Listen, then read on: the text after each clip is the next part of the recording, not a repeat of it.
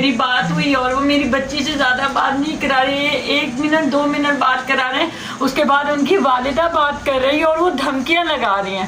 आप रेंजर्स बुलाएं या पुलिस बुलाएं, आप कुछ भी करें, हमारे पूरी पिंडी में, रावलपिंडी में हमारे ताल्लुकात है, पूरे कराची में हमारी आर्मी भरी पड़ी है, पुलिस भरी पड़ी है, और जो है ना आप कुछ नहीं कर सकते हमारा। अच्छा, बच्ची से आपकी बात हुई है?